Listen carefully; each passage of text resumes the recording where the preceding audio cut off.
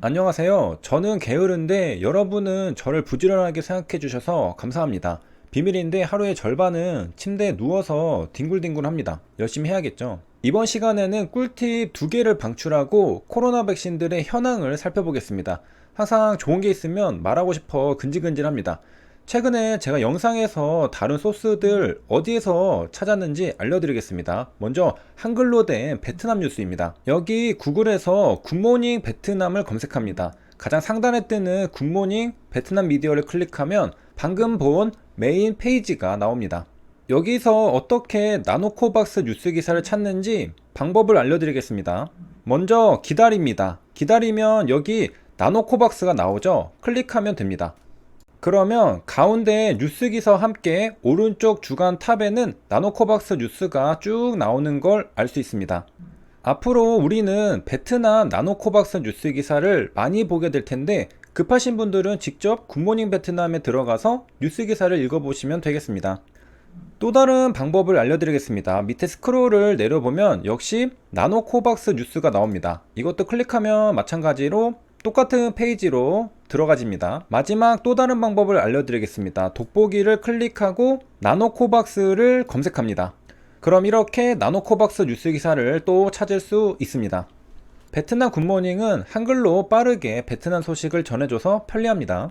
그리고 베트남 허가 절차에 대한 정보를 찾는 것도 알려드리겠습니다. 이건 저번 영상에서 한번 말씀드렸는데 구체적으로 제가 어떻게 찾아서 사용했는지 알려드릴게요. 의약품 안전나라에 들어와서 의약품 등 정보를 클릭합니다. 글로벌 국가정보 클릭, 내려가서 베트남 클릭, 인허가제도 클릭, 내려가서 참고 자료의 8번 베트남 의약품 허가 제도를 클릭하면 우리가 영상에서 살펴본 자료를 찾을 수 있습니다.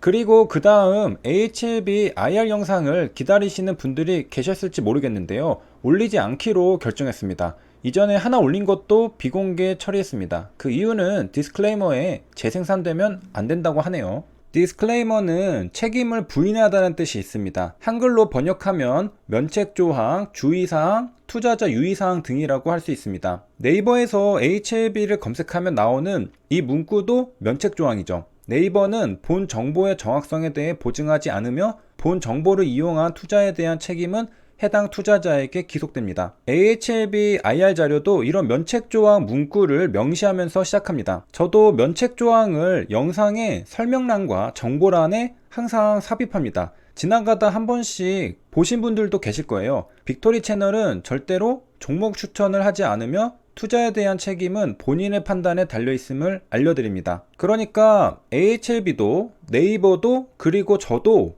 면책조항을 삽입합니다. 왜? 책임을 면하기 위해서죠. 실제로 투자 권유가 아닌데 누군가는 투자 권유로 오인하고 투자했다가 손실을 볼 수 있습니다. 이때 생기는 다툼을 피하고 싶기 때문입니다. 그래서 AHLB IR 자료에서도 겉표지 다음 곧장 면책조항을 언급합니다. 여기 보면 이 IR 자료가 증권의 매수를 권유하지 않는다고 합니다.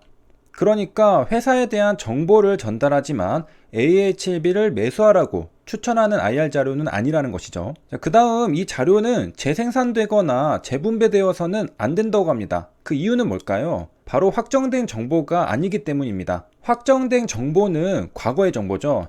하지만 IR은 보통 회사의 장래에 대해서 이야기합니다.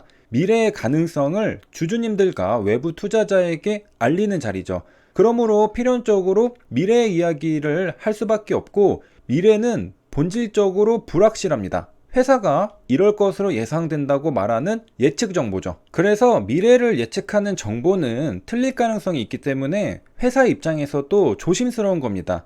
그래서 면책조항을 삽입했고 재생산되면서 사실이 마냥 퍼지는 걸 경계한 것입니다. 저도 이 뜻을 이해했기 때문에 더 이상 영상으로 다루지 않기로 결심했습니다. 여기까지 꿀팁 2가지와 IR에 대해 설명드렸습니다. 이제 코로나 백신들의 현황을 알아보러 가겠습니다. 먼저 화이자 백신 이름이 별로 안 예쁘다고 합니다.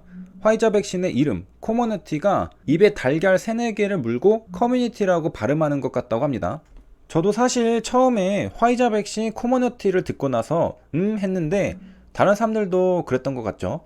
피닉스 백신이라던가 이런 간지나는 이름으로 지어야 했는데요. 파이자의 피닉스 백신 이런 느낌으로 말이죠. 아쉽습니다. 화이자는 왜 이름을 이렇게 지었는가? 진짜 커뮤니티라는 단어를 조합하긴 했네요. 코로나와 공동체 커뮤니티 그리고 면역 이뮤니티를 조합해서 코머너티가 탄생했다고 합니다. 회사 자체적으로 직원들이 만든 건 아니고 의약품 장명 업체에게 맡겼는데 현 상황까지 놓고 본다면 돈이 조금 아까워 보입니다. 반면에 모더나 백신은 스파이크백스라고 합니다. 이름이 이 정도면 멋지죠?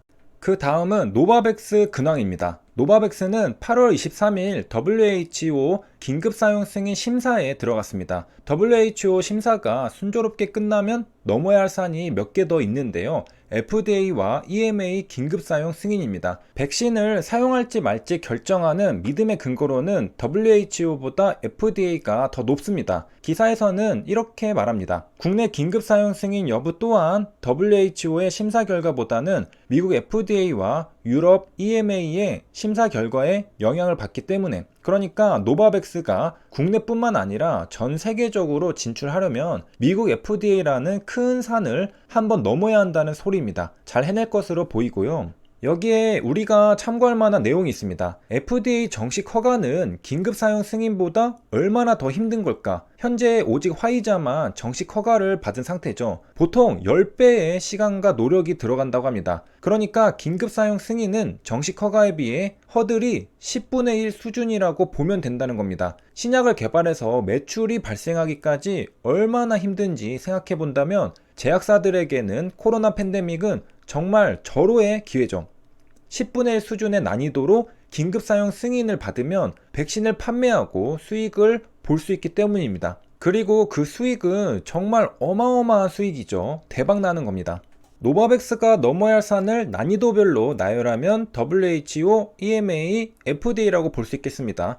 그런데 생각보다 얼마 안 걸릴 수 있는데요. 로이터 통신에서는 노바백스가 EMA의 허가를 받기 위한 데이터를 10월경에 제출할 것으로 보인다고 했습니다. 그리고 더 이상 지연이 없다면 올해 안에 승인이 결정될 가능성도 있다고 했죠. 내년이 아니라 올해가 될 수 있다는 소리죠. 8월 21일에 로이터에서 나온 소식이니까 최근 전망인 겁니다. 모더나는 최근에 이물질 이슈가 있는데요. 일본에서 검은색 이물질이 확인되었다고 합니다. 식약처는 한국도 문제가 있나 조사를 했는데 일본에서 사용한 제품과 동일한 제조번호는 없었다고 합니다. 제조번호는 로트번호라고 하는데 이런 숫자로 적혀 있는 걸 알 수 있습니다. 300-4667, 300-4734, 300-4956 이렇게요. 이 로트번호로 구분하는 것이죠. 제조공정 식별코드라고 합니다. 이렇게 해서 이번 시간에는 꿀팁 2개와 IR 면책 조항 그리고 코로나 백신들의 현황에 대해 알아봤습니다. 여기까지 시청해주셔서 감사합니다.